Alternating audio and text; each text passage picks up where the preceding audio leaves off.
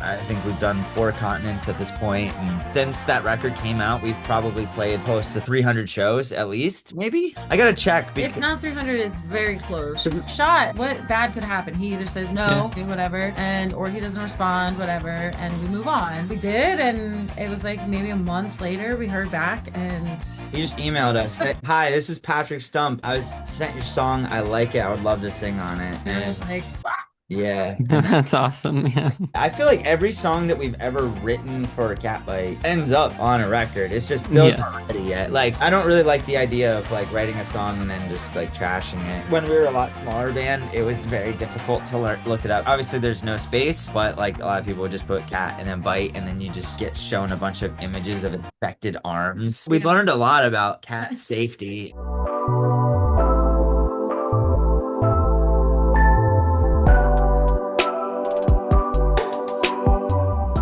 They're an upbeat ska band from Philadelphia. You may know them from their song Call Your Bluff. And while the audience doesn't know this, they were actually on this podcast almost 3 years ago. Catbite, welcome back to the podcast, I guess. Hey, thanks for Yeah. having us. Lucky number 2.0, but technically Yeah. 1.0 for the listeners at home.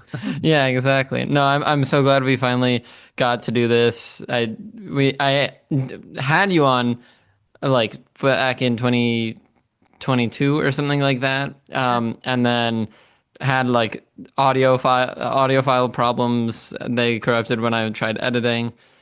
And then like moved back a year later. I think it just fell off from that, and then finally check back in after this collaboration with Patrick Stump, which I'm sure we'll get into, and was like, I need to have them on. Like this is such a cool band. I wanna get to chat with them. So thank you for giving me some of your time today. Yeah, no worries. Thanks for having us. I'm glad it worked out. Yeah.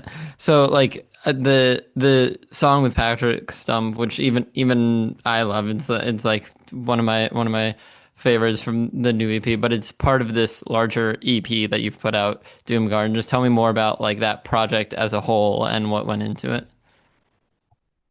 You want to? Okay. Well, yeah. So, I mean, this is our first new set of songs since our last record, which came out in 2021. So it's Mhm. been, almost, it's been like 4 years basically since we have put out any new music, and because we put out that new record, or we put out a nice one, right when COVID kind of was, becoming less of an issue, and we put the record out, and then we kind of just like grew so much and over like the COVID lockdowns and stuff, and we mhm. basically just got all these awesome touring opportunities, and we've just been hitting the road nonstop and have been so Yeah. lucky to, go literally. I think we've done 4 continents at this point, and probably since that record came out, we've probably played like close to probably like 300 shows at least, maybe. Honestly, Awesome. I gotta check If because not 300, is very close. yeah, which is Yeah. been crazier because Before COVID, we had only played, I think, maybe like 20, 10 or 20. somewhere between Yeah, 10 and 20 yeah, shows. probably like yeah, it's probably like 15 or 20 shows I Yeah, think in the 2 years previous to COVID, and then the 3 years, since putting this record out. Yeah, we're up to we've like just been like um nonstop. but we obviously we wanted to put out new music, but we were kind of having trouble finding time in between all the touring, but we knew we needed to and then we started writing. We just kind of were like, all right, time for new music, and we started writing songs. And at first we were originally going to do like a third record, like a full length record, and um we were just kind of like I don't know. We probably wrote enough songs just about to do a full length Hmm. record, but we kind of decided, I think we had eight full songs, yeah, and eight, then we decided to go with an EP because we really wanted every single song to like shine and yeah, be Yeah. like you listen to it and you're like, oh my God, that's my favorite song. Then the next song plays, you're like, that's my favorite song. And like we wanted that for every single song. yeah, So we Yeah. 6 songs, which is like a long EP, I would say. yeah. It's just Yeah. like, I mean, full length records are cool, and so are singles, but like, yeah, we kind of with this whole thing, we just kind of wanted to showcase where Catbite was at the moment after, basically putting out music after barely being a band and then touring and becoming this like, worldwide band and just be like, we just kind of want to be like, yo, this is where we're at right now. Yeah. Here's six of the best songs we could in this like cool cognitive little like bundle of all killer, no filler. And also we wanted to get it out quick because like ti so much time has passed, and we were Hmm. like, we need new music out. We want people to hear where we're at. Also, we were kind of fucking bored of playing the same like 10 songs. We were basically playing the same set list for 3 years straight, Yeah. with a little bit of Yeah. change here and there. Because like before Doom Garden, we had um 7 original songs on our first record and 9 original songs on our second record. So we only had 16 songs plus covers, and then Spiral, which is a song that was on our split record that we put out With Mike Park. with Mike Park, but Mike wrote that song for us, so it's like technically not a Catbite song, even though we made it that song. But yeah, so yeah, Yeah. Doom Garden was birthed from that whole idea, and like we also wanted to like put this out with Bad Time Records, which is where we've been from the very start, and we've kind of grown together. And like both in our brains and Bad Time brains, we're kind of under in the same understanding that we're probably like our third record is gonna not be on Bad Time Records. He kind of is kicking us off because he wants us to go bigger and better and beyond. Because we've kind of been Yeah. tapped out with his resources, and I know even with this EP, he's kind of Mike, who runs Bad Time Records, who we love so much. He's kind of like in over his head because of the amount of growth and like just yeah, it's a lot of work Yeah. running the label, and it's kind of like he's in uncharted territory, and obviously so are we. Mhm. But we wanted to just kind of do one last hurrah with Bad Time Records, and then see where the next record will take us. Yeah, which I'm That's sure is like kind of a bittersweet moment. It's like, I mean, like obviously it seems like you have a great relationship with Bad Time, and you like you said, been with them from the start, don't want to leave, but like the Yeah. reason you're leaving is because you have all this growth, and which is a good thing, and like yeah. better for the band, hopefully in the long run. And so it's like, it's tough. I'm sure. Yeah. Yeah. So But yeah, we're you, super happy with this record, and like we wanted to like, go all out. Obviously, like I mean, getting Pat like that the whole Patrick something, that's a whole fucking crazy thing. But like just like with the production and just we put a little bit more money into this record than we have previously. Our first record cost us like $400, everything said and done. Yeah. Our second record, everything said and done was like $5,000. Hmm. And then this one, it was around like $10,000. So it's like, I've been growing a lot, and even that's still pretty freaking cheap for making like a 6 song record. And we are so happy at how it sounds. Like we did, we put so much time and energy into these songs, and And a lot of thought, and I think we really wanted to, because we haven't put new music out. So like we've been touring, and like now we have this time in the studio, and like we really have never experienced experimented with production and like kind of leaning Mhm. heavy into that. So this EP was really cool because we got to work with Sarah Tudzin, who is in a band called Illuminati Hotties, but in like just in general is like a badass engineer. And so Producer and she, mixer, yeah, yeah. yeah, engineered and mixed this record, and it just is like, I feel like it's like our best work yet, and we got to work with her, and she's so good at what she does, so like it Mhm. really helped us to like try all these like new things and ideas and sounds. So it's really Yeah, awesome. and it's yeah, like a even better stepping point for now, the future of Catbite. Like I feel like this was like kind of us trying a lot of stuff based on our growth, Hmm. and now we know what works and what doesn't work. So that way, like our third full length record or whatever is next is gonna be like kind of launched off of this EP. And yeah, hopefully it won't be, 3 or 4 years down the road. It'll be something like, a lot shorter of a time period and yeah. some more music. But right now, just living in the Doom Garden.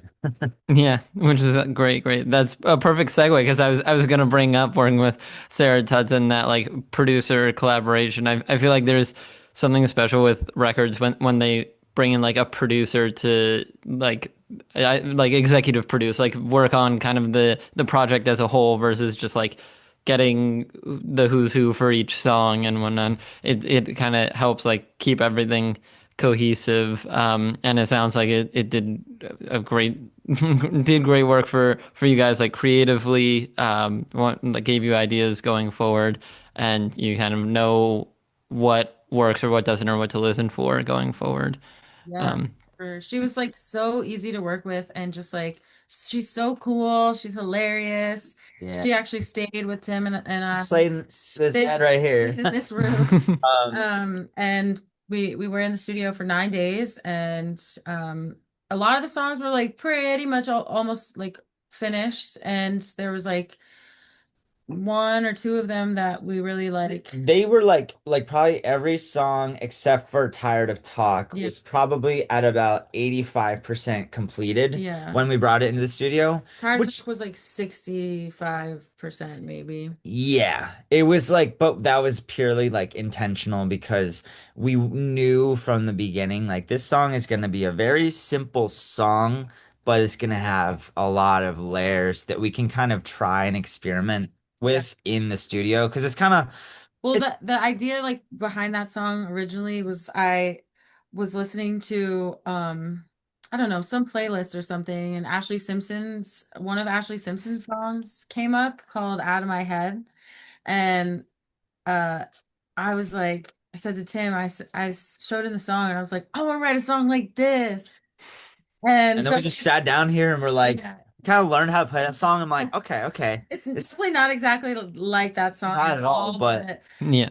but the idea was like born from like trying to do something similar to like it's such a cool weird song that I was like, let's do something cool and weird like that. hmm. Um Yeah, and we yeah. just like it was cool because we basically like went in, recorded just the very like the skeleton of the song in the studio, like the the rhythm guitar, the drums, the even like the bass we kind of held off on because we had a couple of different ideas. We Yeah. experimented with like a 5 string sub bass thing and like which that's what ended up on the record, but also some synth stuff like Mhm. doing bass lines and stuff. Awesome. And Yeah. like there's only so much that we can really mess around with and really like figure out what works and what doesn't when we're together in a room. Because we're all kind of playing our instruments and just figuring out the parts, but when it's like going outside of the norm, it's kind of difficult to see if it works or if it just sounds cool for a second. Yeah. Or so like going in the studio and like actually doing it and putting it in with the stuff that we already tracked, like, okay, that's cool. Or oh no, that sounds like shit. Hearing it like, oh, that's weird. Sounded cooler in my head. And then same with the vocals. We had so much fun with that. And like, cutting in and out like the drums and like adding effects on the guitars and like because there's so many layers on that song, Yeah. but it's actually really cool because then like, we got the song where it is and now we're playing it live and now we get to do a live interpretation of that final recording. But Hmm. there's no way we would have gotten to that without making this studio recording because like the initial like when we were the 4 or 5 of us were in a practice room writing the song, it sounded like a very simple, just basic ass reggae song. Hmm. Yeah. And then because there's just so much to like try, but we couldn't really try it when we're all together. So like once we recorded stuff, we were able to put layers and layers and layers, see what worked and what didn't. And yeah, it was a really fun process. And Yeah. and Sarah made that like so much fun. She Hmm. she had some really good ideas, and also for production and just like the way that we, structure the song. And Hmm. also we kind of just we're just bouncing ideas off of each other. And it's really Yeah. happy with how it turned out. She's cool. Yeah. Yeah. Yeah, that's awesome. So like with that song, because you mentioned like you knew it was gonna be a simple foundation at least, or like a bit more of a simple song, and then working it out in the studio, like you didn't have all the production details and everything. Was there was there ever a moment that maybe it felt like too simple and you were like, what are we doing here? Or like trying to add more, or like how did you know like, okay, no, this is all it needs. Like we don't have to do anything crazy. I think definitely at first, like when we were like practicing it, like at our rehearsal spot, we were all kind of like, oh, The song's so mid. feels so empty, feels so Yeah. empty. But I think we were just kind of telling ourselves like, this specific song is the one that we really want to like do some cool production stuff with. So Experiment. yeah, and Yeah. like I think we just tried to keep that in mind so that we wouldn't Yeah. write more parts for it, and then come to the studio with all these parts and then it end up being like something that we didn't want to. Yeah. And it's easy, it made it easy to really experiment because we kept it so simple Yeah. coming into the studio. Which like especially sorry, I just had like three dinners all at once. So it's That's all right. Yeah. it was like yeah. Anyways, what? Oh yeah, like another, like it's something that you can specifically hear is like how simple Chris's drums are. Hmm. It was like so intentional, because I mean, if you've listened to any other Catbite song, Chris is such a crazy and fun and drummer. He just like has so many cool parts. The drum fills, little this and that stuff that he adds is just so dynamic and stuff. But like intentionally, if you listen to Tired of Talk, it's the same fucking beat the entire time with like very, very, very, very minimal little fills and stuff. Hmm. Mhm. But because of it being like that, it just gave us so it's kind of, I mean, if you listen to pop music, it's kind of a lot like that. You just have kind of a simple drum beat and it like instead of fills, it's more like you take the drums away and you put them back Yeah. or you add an effect on them and stuff like Hmm. that. And um yeah, I think just kind of everyone kind of had to hold back a Yeah. little bit so we could add more, Yeah. if that Just makes sense. we allowed space so that we could really just experiment and like have fun and try different things and turned out really It cool. worked. Yeah, it worked really Yeah.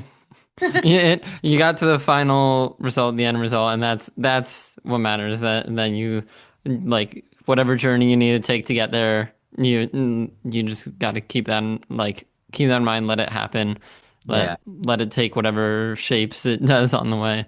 And so like to because then on the final version of Tired of Talk, you have Patrick Stump come on with vocals. How does that collaboration come about and everything? And like what? Because I feel like at least in the form it is now, I feel like it would sound so different or be such a different song without him on it. So let us tell me about that collaboration and if that changed anything about the song. Yeah, well, I mean, we definitely we wanted to have a feature on this song, Hmm. and we had like a couple ideas of people, and there was one one day that Tim and I were listening to In Defense of Ska podcast. Aaron Carnes and Adam Davis do the podcast, and um, Patrick had been on a second time. And so we already knew that he was a fan of ska, and that I think Aaron had told him like the first time he was on, like, here's some new ska bands or newer ska bands that you should listen to. And so And you we, mentioned Catbite, yeah. yeah, he mentioned Catbite, so we knew he was aware of us.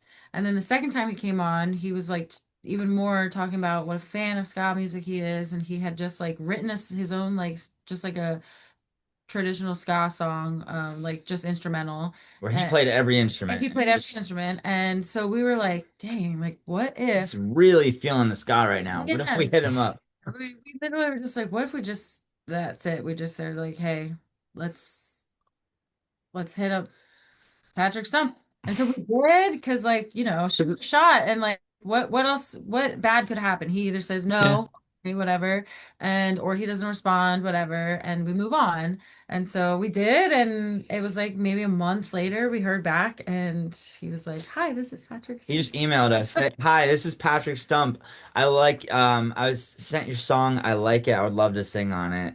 And that was basically it. And we were And like, yeah, That's awesome. Yeah.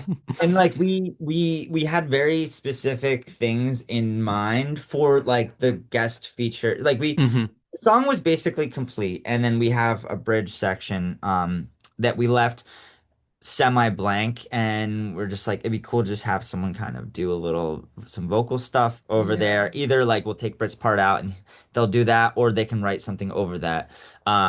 And so we kind of tried to explain that to Patrick, and he kind of just ignored he just like he would email, and then I'd be like, yeah, yeah. And so this is kind of what I'm thinking. If you want to jump on a call, if you want to chat, like, or like have any questions or whatever, just let me know.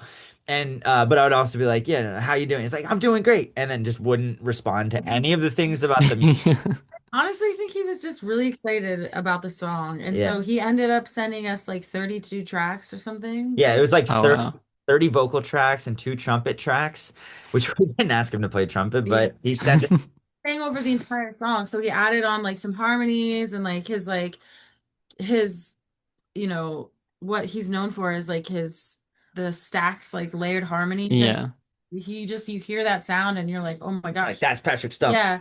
And he sent us back like 32 tracks and he was like, I kind of went overboard and Use whatever you want. yeah, This song rocks. like have some fun and just yeah, he's like I use whatever you want or don't use whatever and Yeah, which he even ended up writing a whole ass like 4 lines of lyrics at the for bridge. in like the end of the bridge where we had like a synth solo, which you can now hear him singing like all the text that you can't understand, all the words that you can't say, blah, blah, blah, blah, blah. There's a synth solo under that. That wasn't supposed to be lyrics, but he just wrote that and put them on top of it, and it sounds so great, and It it fits literally ties the perfectly. whole song together. It And fits perfectly. He just yeah, he Yeah. really like the bow on the present like it's Went yeah. above and beyond, it sounds like. Yeah. perfect. Yeah, it was perfect. But And it is really cool because like so like then we basically sent all of that to our producer Sarah, and then she just kind of was it going in like what works, what doesn't, because there was a lot of stuff that we took out.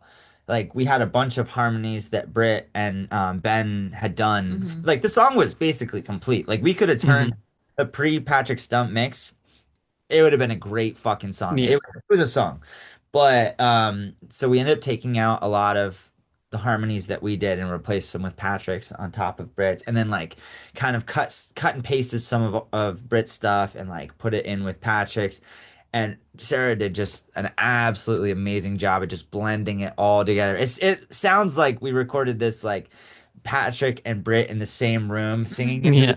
the like the way that the vocals and just like the harmonies just mesh. The voices are just like Yeah, I thought it this. was like very I'm not surprised, but I know he's an amazing singer, but just like to hear how like I feel like our voices like melt really well together and like sound really nice together. It was and Yeah. then hearing it all at once and I was just like, what? It's Yeah. probably a surreal moment to hear your Oh, voice with yeah. Patrick Stump on a song and be like, okay, so that's what that would sound like. That's Yeah, the awesome. first mix we got back, like that he was in, like, oh my God. I still get chills just thinking about it. Like I was like tearing up. I'm like, this is literally the coolest fucking thing Hmm. ever. Just like hearing him. And then we just kept listening to it over and over. Yeah, I Like, probably listened because we got the final mixes with for that song probably in like January, mhm. and yeah, probably from when we got those mixes until the record came out. I've probably listened to that song like 6,000 times Yeah, because I mean, fair. It's catchy. It's a catchy song. Like even me listening to it after release, it's catchy, and I've listened to it a couple times since. Like it's a good song. Hey heroes, sorry to interrupt that podcast episode, which I hope you are enjoying, but I wanted to tell you about my clothing line, Quest Clothing. Ever since I started really pursuing YouTube and music and all these creative things that I do, I've dreamed about starting this clothing line specifically. I had the name, I had the idea like for years before I started it, and now it's finally here. You can wear clothes like this. I have sweatshirts available, t-shirts, even clothing for like my music with cover arts and lyrics and things like that. It's all super, super cool. And right now is the best way for you guys to support me across everything I do. So be sure to check out the Quest Clothing web store with the link in the description and follow at Shop Quest Clothing on Instagram for updates about collections, discounts, things like that. Anyways, I don't want this self-sponsorship to take too long, so let's get back to the episode. Yesterday, like I only saw it today, so really, really breaking, I guess, is the video for this that you just put out with Patrick, or the unofficial video, as I don't think I've ever seen before. I'm like so used to seeing official video that it like took me a second glance to be like, oh no, wait, this is unofficial video. So just take me into like that, like what was the idea or ideation like process for that, and like trying to convey that even to Patrick and get him involved on it. Well, okay, so there is the official music video, which is Okay, which came out when the song came out. Mhm. I got feel it. like it didn't get much of a reach for some reason. Like the song went like a lot of people. It's fully animated with like some like live um motion footage of us. Yeah, Video is amazing. It's really cool. Our friend Sam Grinberg did it, and he's so good at what he does. And he did that video for us in such a short amount of time, which is crazy because he told us it usually takes a long time to Yeah, do animation. So we were so grateful that he did that video for us. But I think because it was animated, that maybe the it algorithms didn't really like it. which is so stupid. But so then Tim was like, "Well, we have all Well, this footage." So we asked Patrick, we were like, "We're gonna add some footage to the music video, blah blah blah. Can you just like send us video of you like singing the song and just like doing like some like dance moves and stuff?" And he was like, "Yeah, okay, I'll try it." Well, yeah, so because originally, like, I had asked Sam, to come up with a cool, like, animated thing, and then I was like, oh, and literally, which came true. I was like, oh, because it's animated, it might not have that big of a reach. So I was like, okay, why don't you create kind of like a simple animation, and then what we're gonna do is we're gonna get green screen footage of us and Patrick, and we're gonna integrate it into the animation that Hmm. you do. Um, and so we have all this footage, so much footage of green screen stuff, and then we got the video back from Sam, and it's like super involved. He went like above and beyond. So we our friend Jack from Shibby Pictures, who we did our last music video with, he integrated the live action into the animation, but we only were able to use like little snippets of it. Hmm. And yeah, I'm sitting on all this gold. I'm like, and I love messing around with video editing and stuff. I'm not great at it. I'm not a pro at yeah, all. It's just kind of like a hobby. And I'm just like, you know what?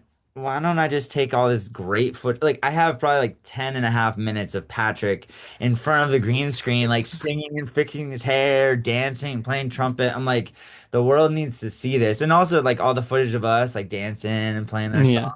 So, Yeah. so I just, over the past like week or two, I was just like, yeah, fuck it. I'm just gonna make my own music video. And I spent so much time on that because I don't know what I'm doing. I bet if someone knew what they were doing, that would have taken like a couple hours. It probably took me like a long time. It's a Yeah. long time. And but yeah, it's just fun. I love music videos. I love wacky visuals to accompany the music Hmm. I and think people really like that. yeah, and there was this video Yeah. of these cows dancing that I remember finding like 10 years ago, and I loved. I was randomly on my computer, and I bookmarked that video like 10 years ago because I liked it so much, and I was looking at my computer. I'm like, what is this? And that popped up. I'm like, oh, this is perfect for the background, just some dancing cows.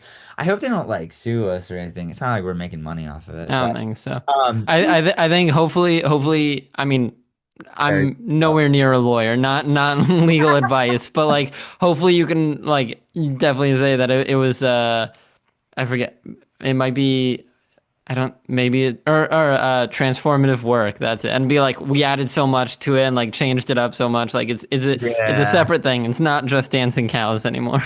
Yeah, I Yeah. adjusted the speed. I So messed with the it's like contrast. public domain right now. I don't know. Yeah, Whatever. that might be it Eh, too. eh, Send them a shirt. It'll be good. How you- You can work something out.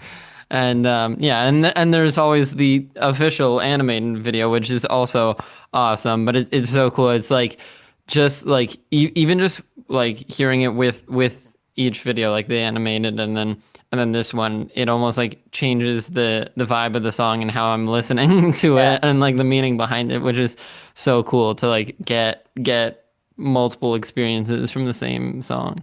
Yeah. Yeah, Um, that was intentional. I just yeah. have fun. But no, that's good to hear. No, I and yeah. That's fun.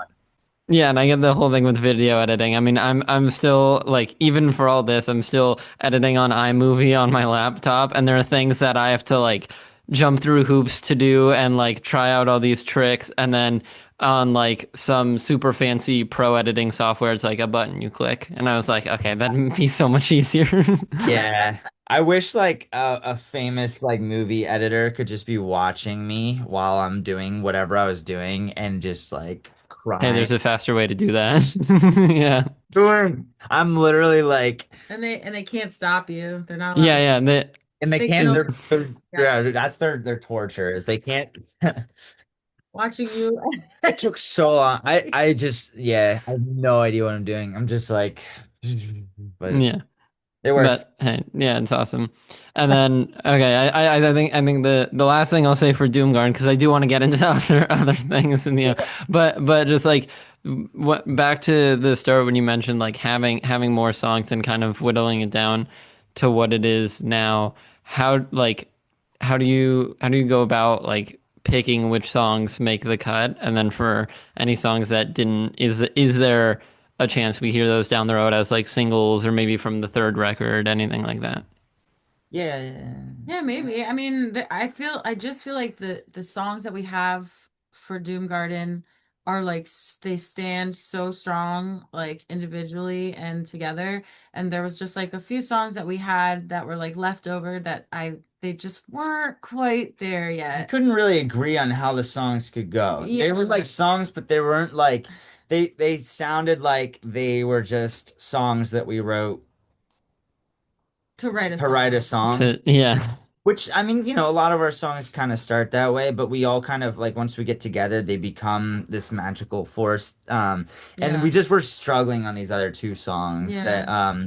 also we wrote this shit really, really quickly, which is kind of how we always do it. Um awesome. like we'd started like a couple of these songs from Doom Garden um a while ago, but like never kind of got around to them until like the writing process officially started, which was probably around this time last year, because we were recorded in July of last year. Awesome. Doing. Dog's just being weird.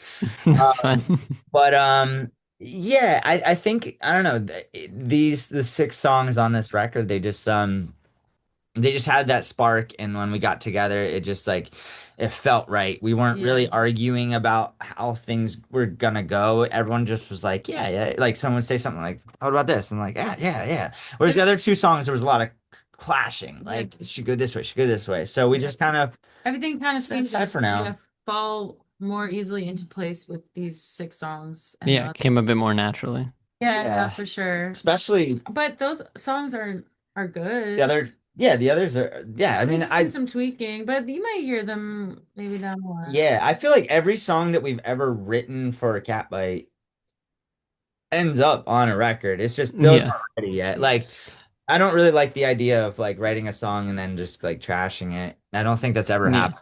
Like every song that like we've ever started, we finish it. It'll eventually bubble to the surface, get to a finished product that gets released. Yeah, so Yeah. I definitely see that in the future. They're on the whiteboard still, so over there. Awesome. They're just not Yeah. the other six are circled Yeah. because they made. Yeah, yeah. That's great. And then so like going back into some of the older songs or like specifically the one that made me a fan of you guys, Call Your Bluff. Like when the first time I heard that, I was like, "Oh my God," basically. And like I had that one on repeat also, like looping that. And then since then it's completely taken off, like exploded into I think your most popular song or definitely one of them. Like, Oh did yeah. you kind of expect that from it, or did you have like did you know that there was something special about it while making it? No. I thought when we wrote that song. All right, so Thought it was a good song. I do remember being like, "Oh, this one's super catchy," and this one I could hear like maybe like as a, like on the radio. so Out of like the other songs on Ninth One, I thought that one was more radio hit. it's kind of funny. So the origination of this song is kind of a funny story. So there's a local radio station in Philly, and they were doing this jingle contest. They're like, write a jingle, something to do with Gritty from the Flyers, the crazy ass mascot. Yeah. Or it was just something to do with the Flyers or Gritty. And No, it was just right. It was just to or write the like a holiday holiday. song. Okay, And they that one. decided to just do a gritty holiday song. So what happened was I didn't read it good. It said 20-second clip. I saw song. So I'm like, Yeah. fuck it. Let me write the most catchy pop punk ska anthem you can ever hear so we win this. And I wrote the music to Call Your Bluff. Just like that. I'm like, okay, easy. 145, and then just switch it on the chorus, take it to the minor and the bridge. Let's make it like the ultimate pop song. And then when I go to submit it, and then we came up with the we're like, let's call it Gritty Holiday. And so originally it went like, have a gritty holiday, have a gritty holiday. And like to the music of Call Your Bluff. Have a gritty holiday. Have a gritty holiday. And don't forget to wear your mask. And then the guitar like It's similar, but it's not exactly the same. no. But that's how the song started. Yeah. And then we realized we went to submit it and then it got denied because it was a whole 3-minute song instead of a 2-second song. And then we like can't we like made a funny like thing for Christmas. And we're like, oops, well, here's this song and somewhere online. And then when we started writing the record, I we I basically just took that music and then we made it into a Catbite song. But like pretty much the formula and like the chord progression stayed the same, and then we just wrote like actual good lyrics and not like silly stupid stuff. And like obviously, and like, we changed the melodies and stuff, but like it's just kind of funny that that's how it started. um and then the reason that it was our first single is because when we were recording the song, we were out in California, in Long Beach, California, recording the whole record. And our friend Chris Grau, who lives out there, he's like, let me make a music video for you guys. And the only day that would work for him was like the third day that we were in the studio. Um, and we didn't know what song to do. But then when it came to being that day to film the thing, the only song that we were even close to being done recorded was Call Your Bluff. So we obviously needed to play along to a song for the music video. Yeah. And that was literally the only song that was even close to being done that had like drums and a Yeah. formula. So that's why we did that for the music video. And that's why it became the first single for the record. So crazy when you like go back and think about I know. it. Because I thought it was a good song. I was like, I mean, I thought it was a great I thought it song. was a great song too. I was just kind of like, this is too simple of a song. But I guess that's, I don't know. Like that was also like before it was done. Like Yeah. Yeah. it just kind of, to me, it was just like, just a simple song. And I was like thinking about, the other songs on the record that were more like, Creepin' was more like technical and all this like parts, but I mean, it makes sense. Like, But that's why I feel like Call Your Bluff in my head I was like, "Oh, this I could hear on the radio." Like yeah, it's like got I don't know, it's got like that hook. It's catchy, it's fun, and I feel like it just is like it's like a pop hit, you yeah. know? So, I Yeah. mean, I'm so grateful for all that events. It's just kind of funny, like thinking back. And this is also, going back, we had only played like 15 shows at this point. Like, we didn't Yeah. really know how things worked. Like, we kind of went into COVID as a nobody band, like a just nobody local band. That was also our first time with Nice One, our first time working with a producer. Yeah, with Mhm. someone that was like actually giving, it was our friend Davey Warsop. He like, was obviously giving us guidance and stuff. Whereas the first record, we just went in and banged out the songs in like Hmm 2.5 days. hmm So, but yeah, it's Yeah. cool. I That's like awesome. it. Yeah. Now it's crazy because Now, people know it and then yeah, like sings it with us, and it's so yeah, when cool. we play a It's so song cool. live, oh And my people go God, nuts and they just go crazy in the pit, and it's like I it's get really like amped. yeah, I guess super Yeah. amped. It was like we start that song, I'm like, let's go. Let's fucking move.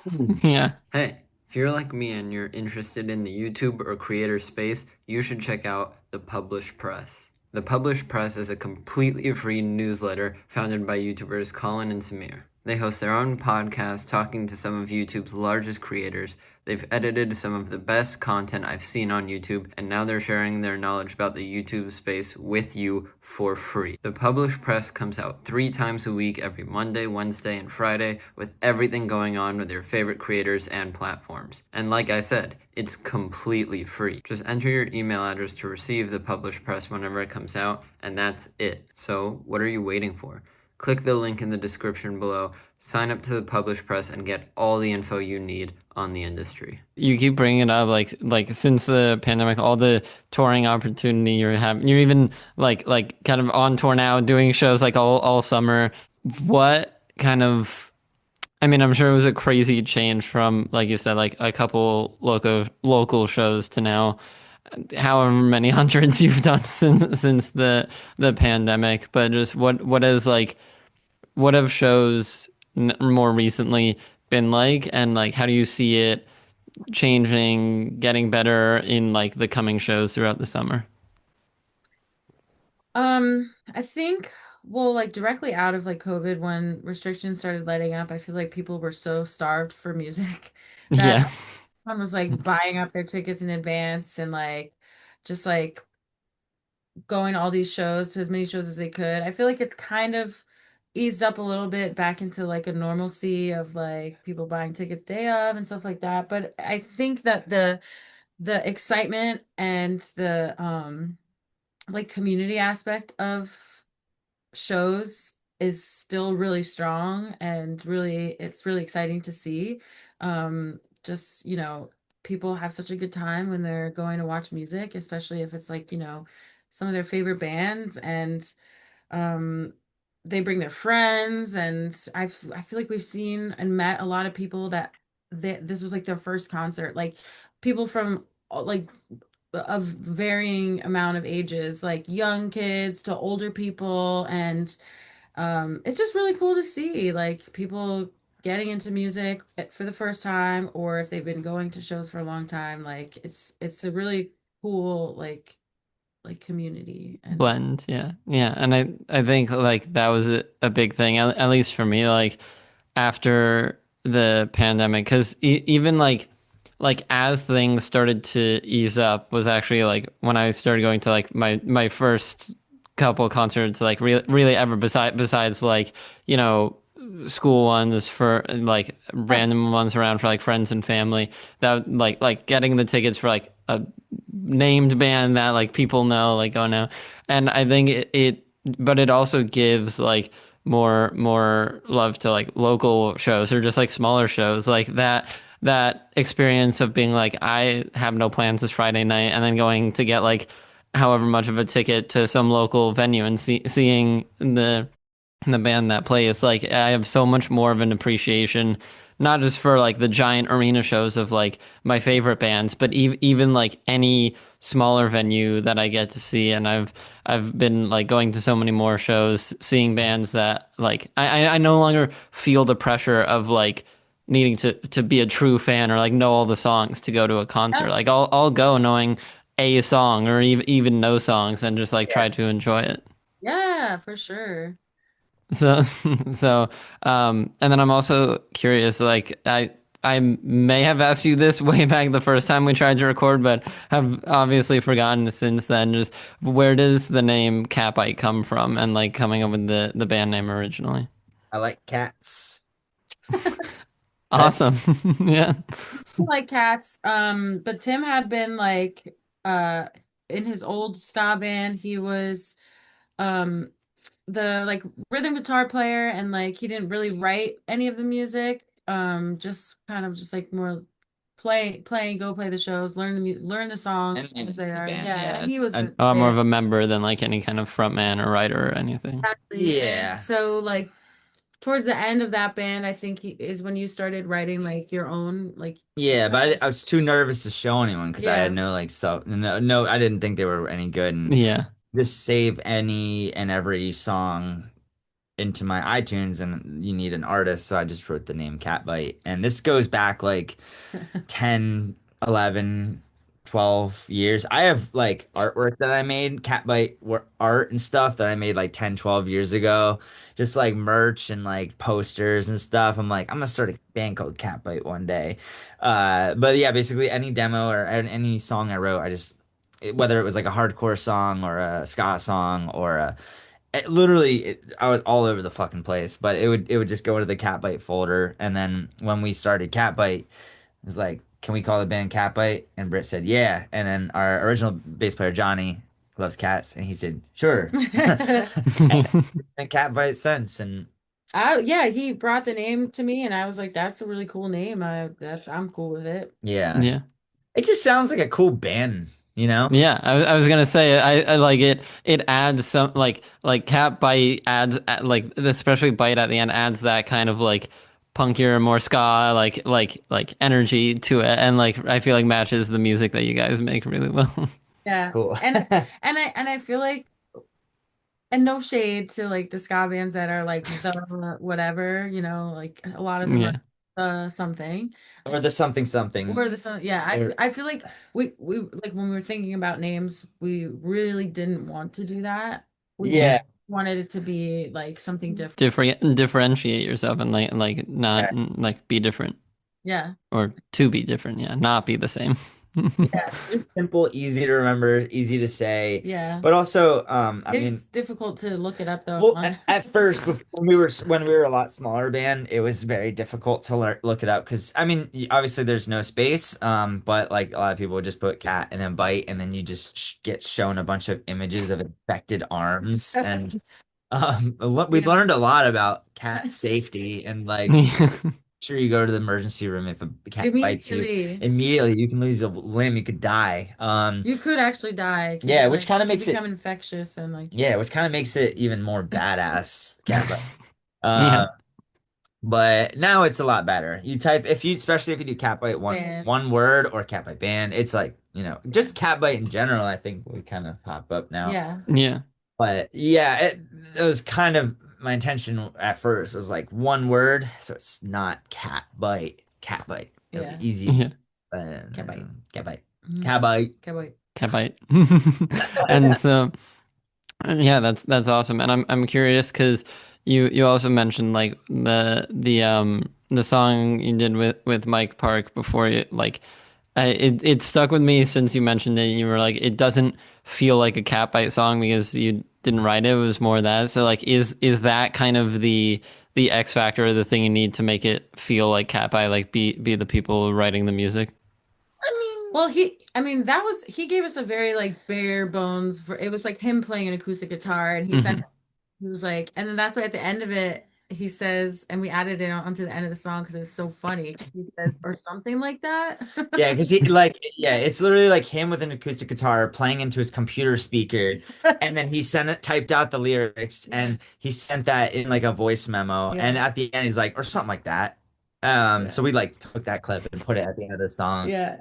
But I mean, it's definitely like we catbitified it for sure. Yeah. Yeah. But it was also the way when we did that split with him. So we did the Tired of Talk, which is the Neon Trees cover, and then we did the Not tired of talk. It's called Everybody Talks. Jesus Um, Christ. Talk, talk, talk, talk. all these talk songs. All this talk. Get into But Tired of it. the way that we the way that we what's my customer from today calling me? Fuck off. This girl like tipped me like $15 on a 4.5 hour job. Not cool. maybe she's gonna tip you more. Yeah, right. She can leave Message. a I'm big busy tip. on my podcast. Talking about my cool ska band.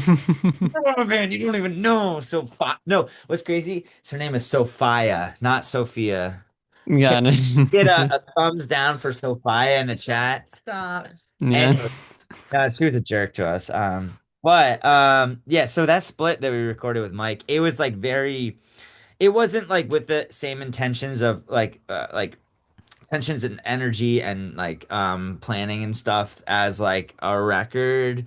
It was kind of like we went in the studio and banged it out really quick. Everybody talks and spiral. Oh. Yeah, it was like so it like and I don't know. I mean it is definitely it's a Catbite song written by Mike Park. It's just like Mhm. it wasn't like I don't know. Yeah. It is and it isn't. It's just like it was kind of gone like But it we definitely has a different sound because it originally is It's by yeah, Mike. yeah, and it's like cool because he's awesome. And we yeah. Yeah. love him so much. So it was amazing that he was like, I want to write a song for you guys. And we're like, okay, please do it. Hmm. Yeah, and because I know like this next question I have is like always tough for people I have on to answer because and so feel free to have multiple answers, no answer, whatever. But like, is there a Catbite song of yours that's like your favorite? Whether it's just like love listening to it, something that went into the creative process. Like, do you have favorite Catbite songs? Oh my gosh, that's hard. Yeah. I think that's so hard. I think I don't know. It's fine to not have an answer. Like I said, it's. I was just talking to someone who was like, "Oh, that's like asking me to pick my favorite child." Like it's hard. It's hard.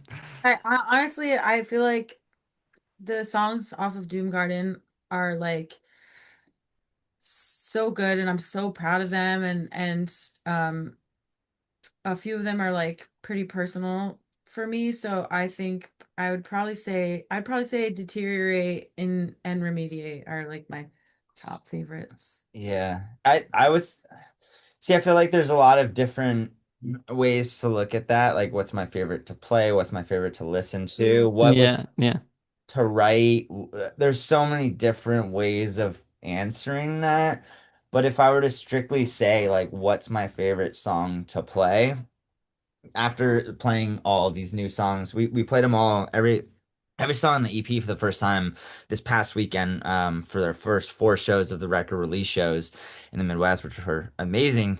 I would say, yeah, I kind of agree, like the deteriorate into remediate, because um, there's the personal reasons, and the lyrics they mean a lot to her, and like it goes to us too, like in the band, like because we know how like important the lyrics are and the message behind it, but also just like the like the fucking dynamic from the one song into the other because they're obviously like they're two songs but they're paired together like they yeah, yeah, you know and like doing deteriorate and then just like right into remediate, which is like not ska at all. It's just straight up like a rock and roll song.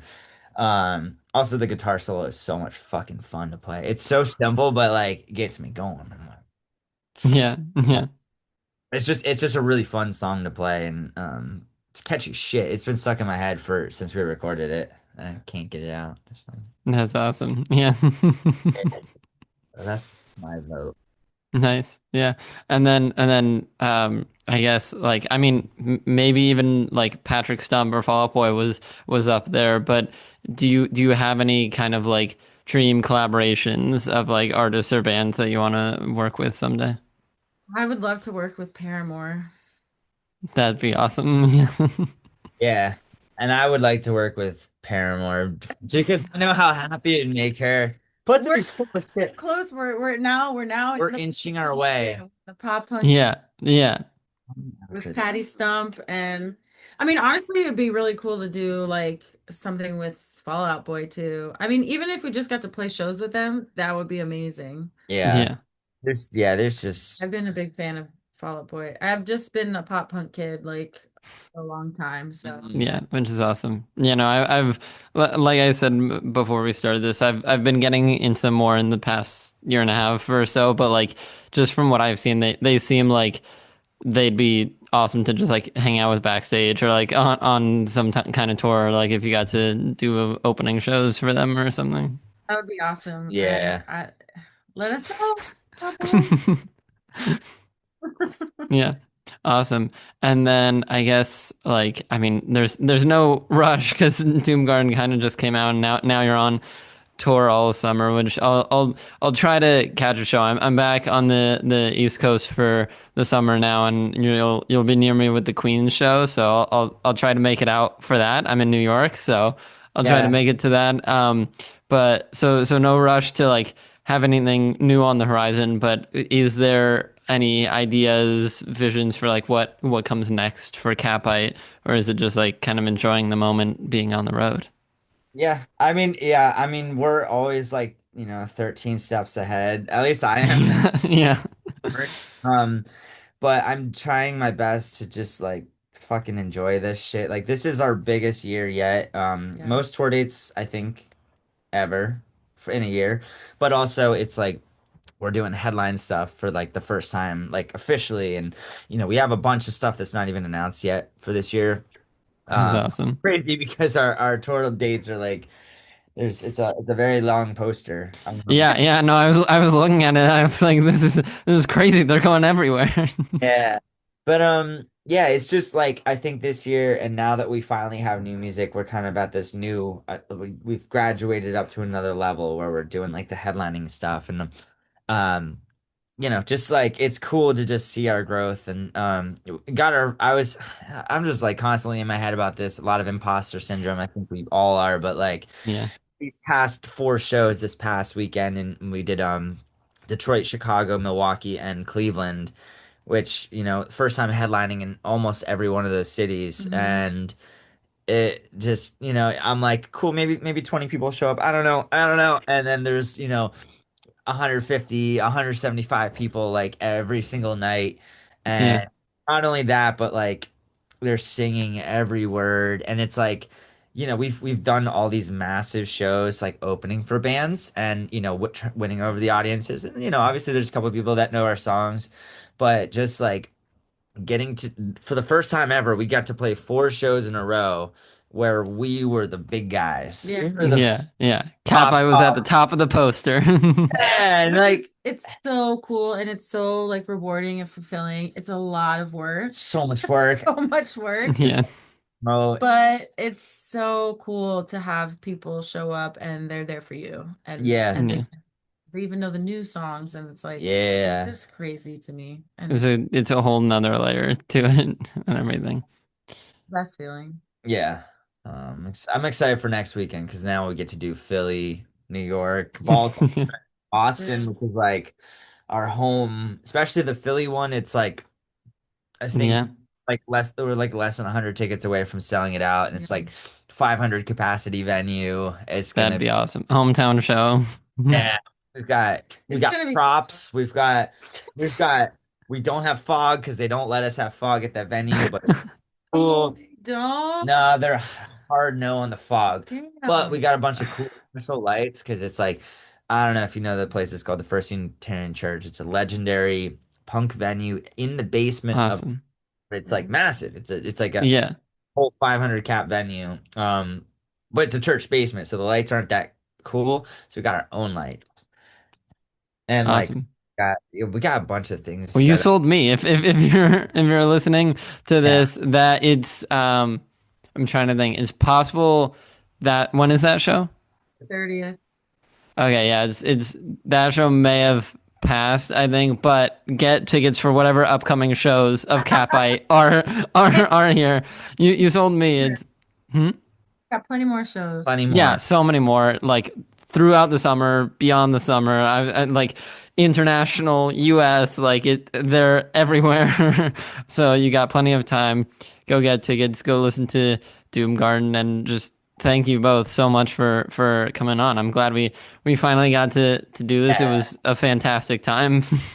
Thank you for Yeah, having thank you. us. I'm glad we can make it happen. Yeah. I will